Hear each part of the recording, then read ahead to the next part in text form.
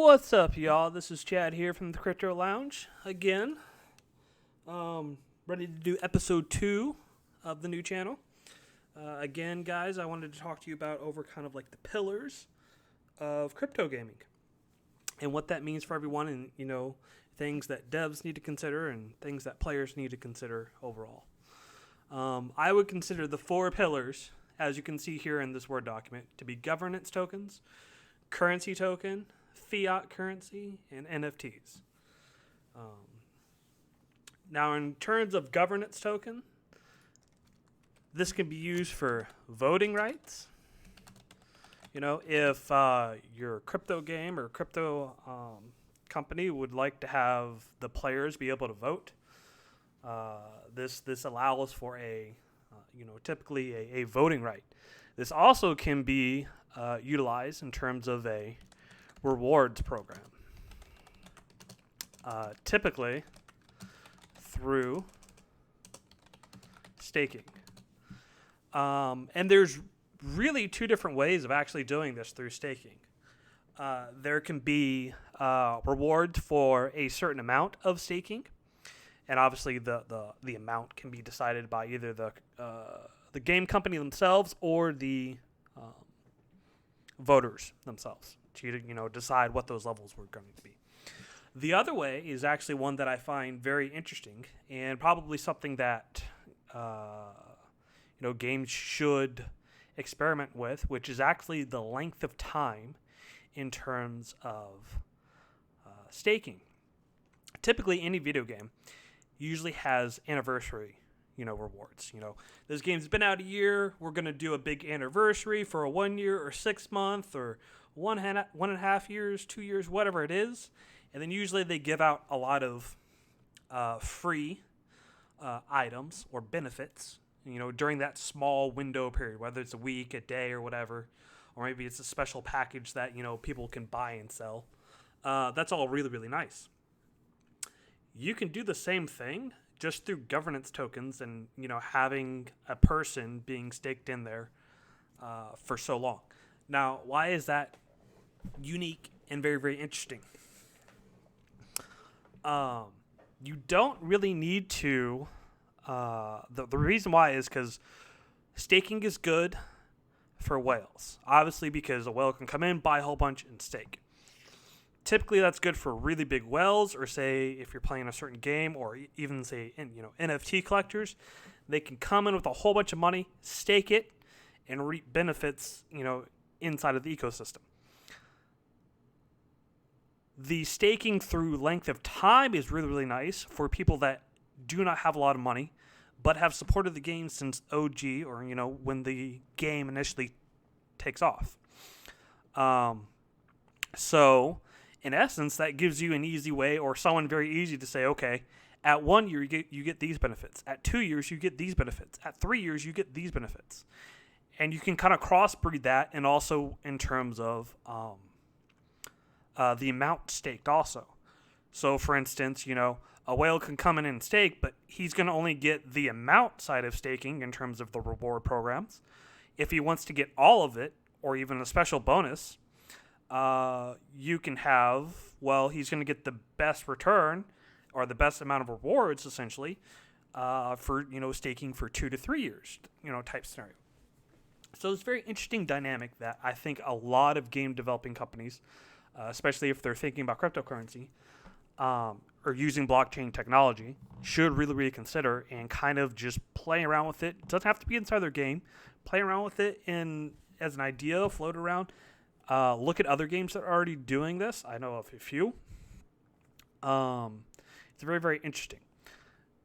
All in all, I think governance tokens are an amazing way to actually use cryptocurrency in terms of crypto gaming or NFT gaming or play to earn, proof of play, whatever you want to call it. These are really, really nice. 10 out of 10, good option for people to have. Cryptocurrency. So typically a game comes out and they are going to immediately just create a cryptocurrency, and that's going to be the main form of currency for that game. The reason why this is bad, this is a 10 out of 10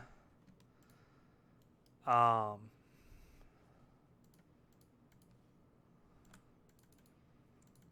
One second.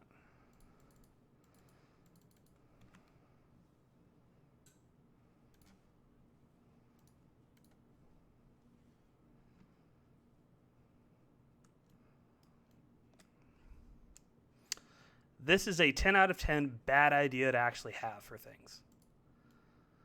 The reason being is because cryptocurrency is so volatile, especially when you try to peg prices. It becomes not really, useful to have whatsoever. It just really isn't, because you're setting the base price at a certain range or a certain price point, and cryptocurrency is so volatile that if your game becomes popular, let's say the price of your token 10x's, you don't actually want someone a month later or say like 2 days later to pay 10 times as much. You just absolutely just don't want that whatsoever. It's not good for the game. It's not good for your customers. It's too hard. The only way that this would actually be viable is if you're going to dynamically set the price to where the price, let's say the price of a normal NFT is like 100 of your cryptocurrency.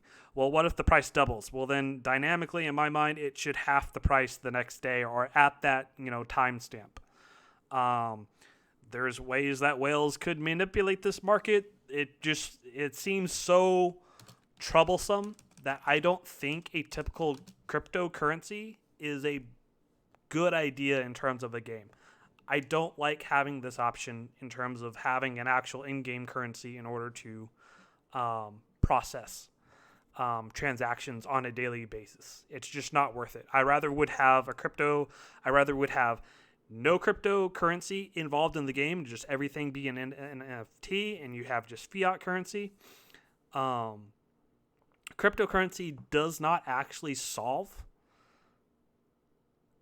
any of the issues, because then also you're going to have bots coming in and trying to farm all of your currency by not having, and because of that, it's going to there's two different ways. The bot's going to just farm all the token, and once they see enough of a rise, they can tank the project. It's usually what happens with a lot of these games. They'll tank it, after a 2-week accumulation. They'll tank it down to, next to nothing. Customers will come in, look at the graph, and be like, "Oh crap, this game's dying." Then you're not getting any more customers either.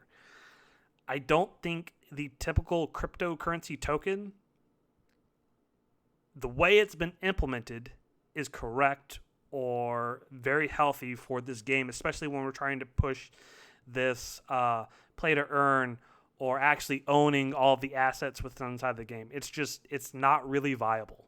I haven't seen, now it's not to say it's impossible, I just haven't seen a good implementation of this, because usually a game developer will come back, 6 months or even 9 months later, even some of these more established ones, and say, well, we priced it this way, but it's blowing up our entire model because the price is 10x or the price is 20x, since 6 months ago. And it's like, well, how do we solve it? Well, either you have to be dynamic in the price amount, which then allows for more whale manipulation, because, a whale could buy up everything, dump the price, buy it all up, buy the NFTs, and it just creates this whole cycle of complete manipulation between the NFTs plus even your own cryptocurrency, which could be overall bad for the game. I don't know. Someone would have to really model that. I'd have to think about it a lot more. I just see too many issues, especially for young companies, that a cryptocurrency token is going to have. Now, if you have an economics person on your staff, on your development team, that may be a different way of implementing this. It just creates a huge, huge issue. Now, the other thing is usually the cryptocurrency token also is a set amount. So why is this bad? Well, that just means it's deflationary. So again, the reason why all these other cryptocurrency tokens are going up, as people like your game, people buy into the typical token. That increases the price. That raises the floor, so it creates a extra barrier of entry. I would also say that's also probably one of the limiting factors of, say, Axie. The barrier to entry is too high. People have to wait for more people to come in with even larger bags of money in order to create a new ecosystem for people to have scholarships or whatever. So there's an issue with that. That being said, something that might be interesting is a set inflationary rate over a yearly period. So let's say, you agree that there's going to be a 2% inflation over a year. That helps with maintaining that low barrier to entry that most games want. Why do you want a low barrier of entry? You can create a game that's like Atlas. Everything's super, super pricey. That's meant for really first world countries. Bare bottom, it's meant for first world countries because that's where the most money is. Most of the world's population isn't in that. They're second world or third world, countries. They don't have those type of assets to be able to buy into that sort of game. So the cheaper you can make your barrier to entry, the cheaper that you can pull in people. By having this inflationary option, it allows for a gaming company to be able to somewhat regulate what their token value for their currency should be. So you can dynamically set what the market says the token value is, and then that could be set inside your game to where it's always going to be kind of that set rate. Or instead of saying that, well, then you can say, okay, well, we're going to increase and decrease the inflation rate over a year so that we roughly keep within a certain range of what we think this first barrier to entry should be. Two different ways of looking at it. Don't know which one's right. No company's actually, experimented with this at all whatsoever. Out of every game that I've seen, it's all set. Bots come in, they farm everything, especially if the game's easy. You can't make your game easy. People have to lose. There can only be one, that's most of the games that are actually working are PvP games where you're pitting two people against each other. One wins, one loses. What do they lose? They lose their time. You're rewarding someone else for the value of their time. That is a proof of play. I played, I won. I've earned my cryptocurrency. Okay, we're good. Things to consider. Why fiat? I would say this is 8 out of 10. Why is it good? Well, is good. This is good because no need to worry about token inflation, token charts. Let's say that's better. So value going up or down over, say, a 1 week period. Because guess what? Most of the people trying to play these games, unless your game is really good and invokes a emotional reaction, something that people can, be attached to, people are there just to play the game in order to take your currency and then sell it. Drops the amount of the price. People don't want to play your game. You really have issues. So again, that's why another reason, going back to the original, I don't really like a cryptocurrency token as the main form of transactions through through a typical game. And typically people are going to look at a 24-hour chart or a 7-day chart, and they usually see it on CoinMarketCap or CoinGecko or any old big exchange, really. They see the chart going down, they're going to be like, well, devs, what the heck are you going to do? You're, making it not so that I'm, profitable or as much profitable anymore. So you either need to fix it in the next 24 hours or I'm going to go to the next game. Devs will try to do something and they could be rushing into a solution that harms the game even more or,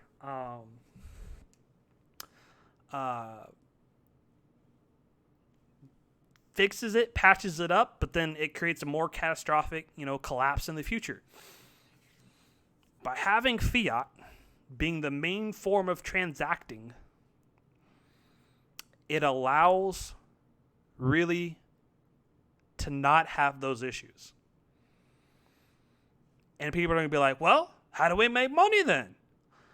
You know, we don't have a cryptocurrency. How do you make money? I mean, we're paying into this game. Well, the value then goes from really the token price itself to the NFT price, to the actual asset. I like that because it goes back to what's more valuable in the game. Owning the actual asset, being able to play with the actual asset should have more value. And also, if you have good artwork, good lore, good everything else, can create more of an emotional attachment to an NFT. Look at OpenSea and a whole bunch of these other things. Not all people, there's probably, a good 80% of people out there that are just going to OpenSea and flipping NFTs because they don't care. They just want to flip, make a quick buck, get in, get out, whatever. There's the same thing as, 90% of the people that, join crypto games and make a bot because they just want to drain your entire company of your rewards pool, go to the next game, do it again and again and again and again and again. They don't care. When you get rid of that whole cryptocurrency and you put the value all into the NFT, holding that NFT, eventually there will be someone that just says, well, I really like this. I don't want to sell it. Someone's going to have to give me an astronomical price to sell it versus what I paid because I now have an emotional attachment. I mean, come on. People's moms have bowls that they love and they won't sell for like years because it's a freaking family heirloom. Could be the crappiest bowl in the world, but it has emotional attachment. Fiat solves the currency problem. NFTs, by using fiat inside, by using fiat instead of cryptocurrency. I'm not saying governance tokens are bad. I think they're actually very, very good. But I don't really agree, at least not with the models that most game developers have come up with. I could be 100% wrong tomorrow if some game actually solves it. 100%. But by using fiat instead of cryptocurrency, you put all the value inside the NFT. Well, then how are we going to make money? Well, you can still buy and sell between people with the NFT value. The NFT can still be located on the blockchain. The crypto gaming company can still value that over a transactional period, or tax it over that transaction. Sorry about that. To where you're still getting the value. The company's still extracting the value off of the transaction. People still own the NFT. You're still giving power to the players. You're giving even more power to the players through the governance token. And, that can be also the rewards program. How much money did you stake? How long have you been with us? Things of that nature. Oh, you've been around for a year. Let's go ahead and now everything, if you've held everything for a year, all of your future purchases are like 1% off, 2% off. That's fine. And we're going to airdrop you a special skin. Holy cow. That could be worth a lot of money, Obviously, the first drops of those would be very, very special. Then, someone that joined 6 months later and then held onto their governance token is going to get the 1% off on all transactions. And then they're going to get their their special airdrop NFT. Well, that's obviously going to be less value than the OGs because the supply went down, but maybe not depending on if the population has grown high enough. You're putting value back into the NFTs. That's where everything has to happen. Because the NFTs is what's going to invoke the emotional attachment for people to hold off NFTs. People have an emotional attachment. Go look at Bored Ape Yacht Clubs. People had an emotional attachment. Rich people came in and had an emotional attachment. Said, I don't care. I'm not going to sell it. Except for if it goes to this really astronomical price. Because they got attached to it. That's what you want to invoke with all of your players. on a day-to-day basis. I think it's really smart. And with that, guys, I'm going to let you go. See you guys around for the next talk. And I'll probably talk about, a little bit more into each one of these and like things that I can think you can model and maybe do different and kind of experiment in terms of what might be good or bad in terms of building an actual crypto game, or things to really consider. Be like, oh crap, the writing's on the wall. I see all these bad errors in like how they're building this economy. This game's going to go down in the next 6 months, 1 month, 1 week. Who knows?